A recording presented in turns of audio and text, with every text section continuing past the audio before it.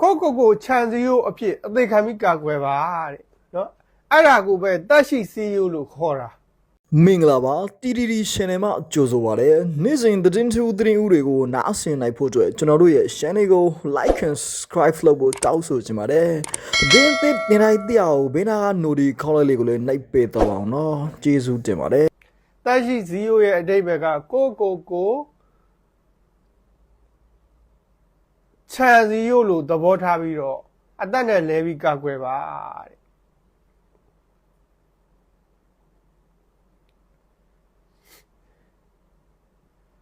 ဒါရည်ရွယ်ချက်ရှိရိုက်တာနော်အဲ့တော့ကို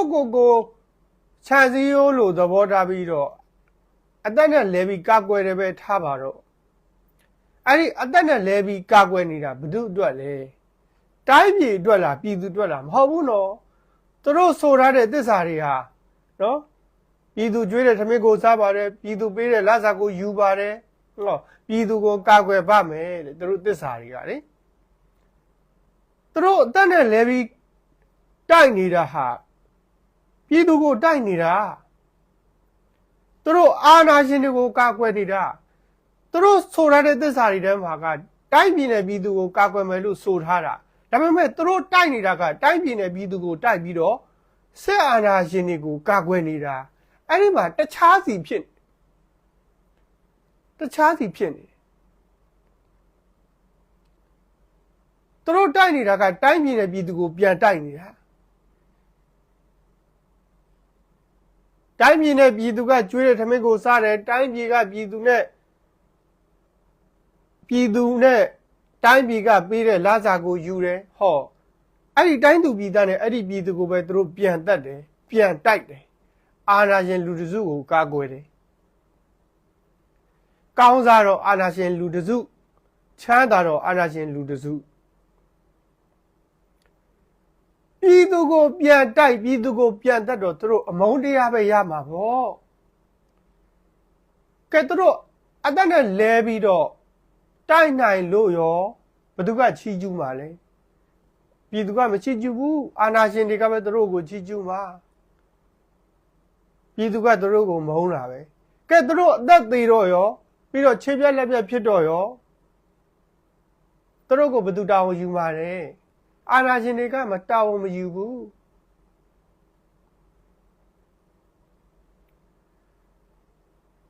အခုအာဏာရှင်တွေကသူတို့ကို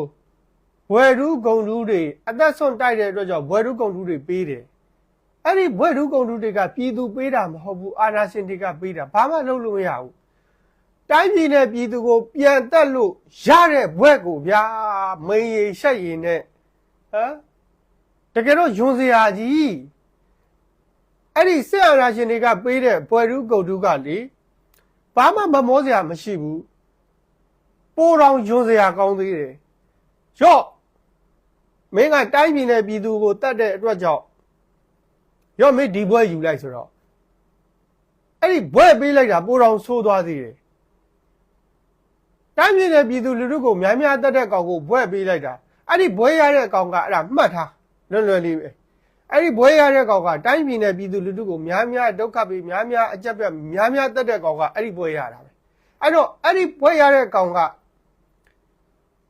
ဒါပြည်သူရဲ့ရန်သူပဲရှင်းလေးပြည်သူကိုများများဒုက္ခပေးပြည်သူကိုများများအကြမ်းဖက်ပြည်သူကိုများများတတ်တဲ့ကောင်ကိုစစ်အာဏာရှင်တွေကရော့မင်းပြည်သူကိုများများတတ်နိုင်တဲ့အတွက်ကြောင့်ဒီဘွဲယူဆိုသူတို့ရတဲ့ဘွဲကပြည်သူကိုများများတတ်လို့ရတဲ့ဘွဲ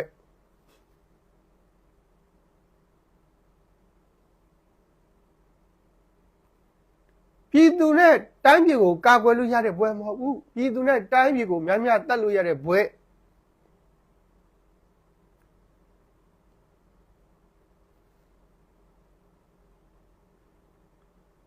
လောက်ငယ်သားရဲဘော်တွေကိုကြတော့အတိအာဓမ္မပေါ်တာဆွဲတယ်တပ်သားသစ်စုဆောင်းတယ်ရှေ့တန်းကိုပို့တယ်နော်မသေးမချင်း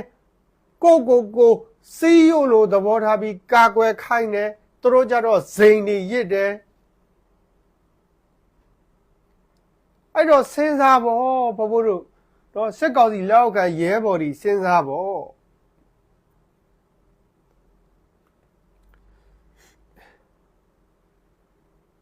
သူတို့ကတော့ဝါဒဖြန့်ပြီးတော့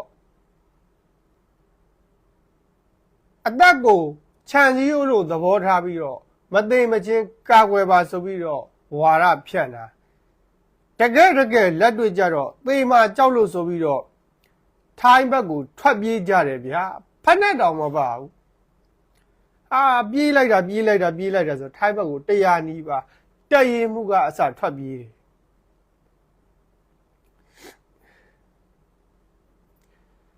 အခုတော့တက်ရှိစီယိုကြီးကသွားကြထိုးတံဖြစ်သွားပြီနော်အခုဆိုရင်တော့တက်ရှိစီယိုကြီးကသွားကြထိုးတံဖြစ်သွားပြီအဲ့ဒါတော်လည်းညီကိုမောင်နှမတွေရဲ့စီလုံးမှုအောင်ပွဲပေါ့ဗျာနော်စီလုံးမှုအောင်ပွဲဗျအဲ့ဒီတက်ရှိစီယိုဥက္ကဋ္ဌဥက္ကဋ္ဌစကန်သိပ်ပွဲကနေပြီးတော့လက်နက်ခဲယမ်းမိကျောက်တွေအများကြီးကိုရခဲ့တယ်အခုဆိုရင်ထိုင်းမြဝတီနယ်စပ်မှာသိန်းစရာစကန်2ခုပဲကျန်တော့တယ်ဘယ်လောက်မိုက်တယ်လဲထိုင်းမြဝတီနယ်စပ်မှာသိန်းစရာစကန်2ခုပဲကျန်တော့တယ်ဗျမြန်မာတနိုင်ငံလုံးမှာနော်အခွန်အများဆုံးရတဲ့ဒုတိယဂိတ်ဟာထိုင်းမြဝတီဂိတ်ဒါဒုတိယအများဆုံးပထမအများဆုံးကမူဆယ်ဂိတ်ဗျမူဆယ်ဂိတ်ကဒါမြန်မာနိုင်ငံမှာအများဆုံးဒုတိယအများဆုံးကထိုင်းမြဝတီဂိတ်အဲ့ဒါအများဆုံးပဲဒုတိယအများဆုံးပဲအဲ့တော့ထိုင်းမြဝတီနယ်စပ်မှာစစ်ကောင်စီရဲ့စခန်း2ခုပဲကျန်တော့တယ်အဲ့ဒါဝေါ်လီဗျူဟာကုန်းနဲ့တီးသဲလေစခန်းဖြစ်တယ်အခုဝေါ်လီဗျူဟာကုန်းကိုလည်းပဲတော်လည်းလက်နက်ကကြီးကစော်နေပါပြီဗျာစော်နေပါပြီဟောနောက်တစ်ခုကတနင်္လာရီတိုင်းထဝဲခရိုင်ထိုင်းမြန်မာနယ်စပ်စစ်ကောင်စီရဲ့ဒုက္ခစခန်းကိုနာမည်ကမိုက်တယ်နော်ဒုက္ခတဲ့ဘိုးအောင်နေဇလန်ကိုတော့သွားပြီးတတိရတယ်ဒုက္ခစခန်းကိုတော်လည်းလက်နက်ကိုင်တွေကတိုက်ခိုက်သိမ်းပိုက်နိုင်ခဲ့တယ်ဟောမိုက်သလားလို့မမေးနဲ့အခုတနင်္လာရီတိုင်းထဝဲထိုင်းမြန်မာနယ်စပ်မှာလည်းပဲသိန်းစရာစခန်းတစ်ခုပဲကျန်တော့တယ်မြဝတီထိုင်းနယ်စပ်မှာသိန်းစရာစခန်း2ခုပဲကျန်တယ်တနင်္လာရီတိုင်းထဝဲခရိုင်ထိုင်းမြန်မာနယ်စပ်မှာလည်းသိန်းစရာစခန်းတစ်ခုပဲကျန်တယ်အဲ့တော့စုစုပေါင်းထိုင်းမြန်မာနယ်စပ်မှာသိန်းစရာစခန်း3ခုပဲကျန်ပါတော့တယ်3ခုပဲကျန်ပါတော့တယ်အဲ့ဒီဒုက္ခစခန်းသိမ်းတိုက်ပွဲမှာစစ်ကောင်စီတပ်သားအများကြီးထိုင်းဘက်ကိုထွက်ပြေးတယ်ဟောထိုင်းကိုထွက်ပြေးရတာနဲ့ဘင်္ဂလားဒေ့ရှ်ကိုထွက်ပြေးရတယ်တရုတ်ကိုထွက်ပြေးအိန္ဒိယကိုထွက်ပြေးရတာနဲ့ရှုပ်ချက်ကိုခတ်နေတာပဲနော်ရှုပ်ချက်ကိုခတ်နေတာပဲသူတို့ကြီးတက်ကြီးကသုံးစားလို့မရတော့အဓိကလေတက်ပဲအဲ့ဒီလေတက်ကြီးကိုလည်းဘဘတို့ရှင်းနိုင်ဖို့ဆိုတာမလွယ်ဘူးလေသူကနိုင်ငံအစ်စ်လေတက်ကြီးသူ့မှာလေတက်အင်အားကအစီ100ကျော်ရှိတယ်ဟောဟယ်လီကော်ပတာတွေရောဂျက်တိုက်လေယာဉ်တွေရောအကုန်လုံးစုစုပေါင်းအစီ100ကျော်ရှိတယ်စစ်တပ်မှာအခုဘုံဘုံတို့ပြစ်ချနိုင်ခဲ့တာ10စီးကျော်ပဲရှိသေးတယ်ကဲအဲ့တော့အစီ90ကျော်100နီးပါးစစ်တပ်မှာရှိသေးတယ်တော်လည်းက9နှစ်ပြည့်တော့မယ်သူ့မှာလေတက်အင်အားကအစီ100ကျော်ရှိတယ်ဘုံဘုံတို့ပြစ်ချနိုင်တာ10စီးကျော်သူ့မှာ90ကျော်ရှိသေးတယ်ဒါသူထပ်ဝယ်မဆိုလဲဝယ်လို့ရသေးတယ်အဲ့တော့ပြောချင်တာကဒီလေတက်အင်အားကြီးကိုဘုံဘုံတို့မရှင်းနိုင်တာကတော့တကယ်ပဲဘာဖြစ်လို့သူကနိုင်ငံအဆင့်လေတက်ကြီးကိုဗျနော်ဒါပေမဲ့ရှင်းနိုင်တဲ့နီလန်း2ခုတော့ရှိတယ်ဒါတွေကိုဘုံဘုံနောက်နေ့ကျရင်အကျက်တဝင့်ပြောပြီးသွားမယ်ပေါ့နော်နောက်နေ့ကနေစပြီးတော့ဘုံဘုံပြောစရာတွေအများကြီးရှိလာခဲ့ပြီဇက်တိုက်လိုက်တွေတင်ဆက်ပြောပြပေးမယ်ပေါ့နော်ဒီလေတက်ကိုရှင်းနိုင်တဲ့နီလန်း2ခုရှိတယ်နံပါတ်1အခုတော်လိုင်းလက်နက်ကင်နေ ကိုဒေတာကိုတိုက်နေတာကိုစွန့်လွှတ်ရမယ်နော်ကရင်ကလည်းကရင်ပြည်နယ်ကိုပဲတိုက်နေတယ်ကချင်ကလည်းကချင်ပြည်နယ်ကိုပဲတိုက်နေတယ်အေကလည်းရခိုင်ပြည်နယ်အဲ့လိုတိုက်နေတာတွေကိုခဏရက်ပြီးတော့စစ်ကောင်စီရဲ့လက်နက်ထုတ်တဲ့ကပ္ပစဆက်ယုံတွေကိုအဓိကထားပြီးတိုက်ဒါနံပါတ်1ဒါဆိုရင်ဟိုးတို့လေးနဲ့ပဲဘလောက်ပဲဘုံကျဲလီလေးဘောကကြောက်ခဲတွေတင်ပြီးကျဲလို့မှမရတာဟုတ်တယ်နော်အဲ့ဒီလေးနဲ့ကျဲတယ်ဆိုတာဘုံမှကျဲလို့ရတာအဲ့ဒီဘုံကိုဘယ်သူထုတ်လဲကပ္ပစကထုတ်တာလေနော်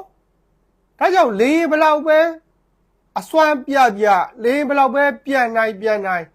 ဘို့တို့ဘုံမပါပဲနဲ့ကျဲလို့မရဘူးအဲ့ဒီဘုံကဘဲကရလဲဆိုကပ္ပစဆက်ယုံကရတာဒါကြောင့်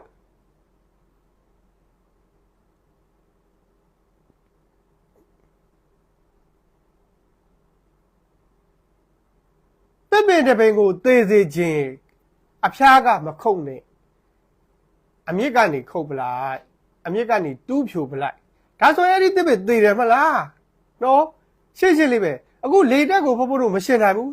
စစ်တပ်မှာလေတက်အင်္ဂါ100နီးပါးကြံသေးတယ်အစီးပေါင်း100နီးပါးကြံသေးတယ်ဒါရုပ်ဘလို့သွားရှင်းနိုင်ပါလဲမဖြစ်နိုင်ဘူးဒါပေမဲ့ဖို့တို့အဲ့ဒီလေပေါ်မှာတင်ပြီးကျဲနေတဲ့ဘုံတွေကိုဖြတ်စည်းလို့မရဘူးလားဟာရတာဗောတိတ်ရတာဗောဒါကြောင့်အုံနောက်ဆိုတာအဲ့ဒါပဲလေကိုဘိုးတို့မရှင်းနိုင်ဘူးမပြစ်နိုင်ဘူးရတယ်အဲ့လေပေါ်မှာတင်ပြီးကြဲနေတဲ့ဘုံတွေကဘယ်ကလာလဲကပ္ပစဆက်ယုံတွေကလာတယ်ဒါကြောင့်လေကိုပြစ်မှတ်ထားစရာမလိုဘူးဘာကိုပြစ်မှတ်တာကပ္ပစဆက်ယုံတွေကိုသာပြစ်မှတ်ထားနော်ကပ္ပစဆက်ယုံတွေကိုသာပြစ်မှတ်ထားဒါဆိုပြီးပြီဒါကြောင့်နံပါတ်1အဖြေကစစ်ကောင်စီကိုမြန်ပြုတ်ချင်တယ်ဆိုရင်လေရင်ကိုပြစ်เสียမလို့ဘာငှက်ပြစ်ပါလည်းမလို့ဘာပစင်းကင်မလည်းမလို့ကပ္ပစဆက်ယုံတွေကိုသာအားလုံးဝင်တိုက်နော်အခုကရင်ပြည်နယ်ကိုတိုက်နေတာခဏထားခဲ့ချင်းပြည်နယ်ကိုတိုက်နေတာခဏထားခဲ့ရခိုင်ပြည်နယ်ကိုတိုက်နေတာခဏထားခဲ့ကချင်ပြည်နယ်ကိုတိုက်နေတာခဏအားလုံးခဏထားခဲ့ပြီးတော့ကပ္ပစဆက်ယုံတွေကိုဝိုင်းတိုက်ဒါဆိုအဖြေကရှင်းနေပြီနော်အရန်ရှင်းတဲ့ TOD ပဲဗျာမဖြစ်နိုင်စရာဘာအကြောင်းမှမရှိဘူးဒါနံပါတ်1နံပါတ်2ကနေပြီးတော့ကိုသာဓာတ်တိုက်ဝင်တိုက်အခုကနေပြီးတော့ကိုမတိုက်ပဲတဲ့ဟိုးနယ်စွန်နယ်ပြားလေးတွေတိုက်နေတာအဲ့လိုနယ်စွန်နယ်ပြားလေးတွေတိုက်လို့ကတော့နောက်နှစ်တရာတိုက်တော့ပါစစ်ကောင်စီကိုစစ်နိုင်မှုဆိုတာမသိကြဘူးဖို့လို့နော်နောက်နှစ်တရာတိုက်တော့မှစစ်ကောင်စီကိုအပြုတ်တိုက်ဖို့မသိကြဘူးဘာဖြစ်လို့လဲနယ်စွန်နယ်ပြားလေးတွေကိုတိုက်နေတာကိုနယ်စွန်နယ်ပြားလေးတွေကိုတိုက်တာရန်သူကကျေးဇူးတော်တင်သေးတယ်ကဲဖုံမင်းအောင်လိုက်မဲ့ထားလိုက်ဒါဖုံကမင်းအောင်လိုက်ဖုံတို့စစ်ဗိုလ်ချုပ်တွေနေနေတာကနေပြီးတော့မှနေနေတာလीအဲ့တော့နေပြီးတော့ကိုလာမတိုက်မချင်းဖုံတို့အေးကြကြနေရတယ်လीဘာအပူပင်မှမရှိဘူးဘာတုံလို့ထောက်ချစရာမှမရှိဘူးဘာဘေးရန်မှမရှိဘူးဟောနေပြီးတော့ကိုတော်လည်းလက်နက်ကန်တွေအားလုံးခြိတက်လာပြီးတိုက်လာပြီးဆိုရင်ဖုံတို့ဘာလက်နက်ပဲရှိကြည့်တုံလှုပ်သွားပြီဟာရန်သူတွေလာပြီအဲ့တော့ငါတို့ဘလို့နေမလဲလုံခြုံရဲ့လားတုံလှုပ်လာပြီ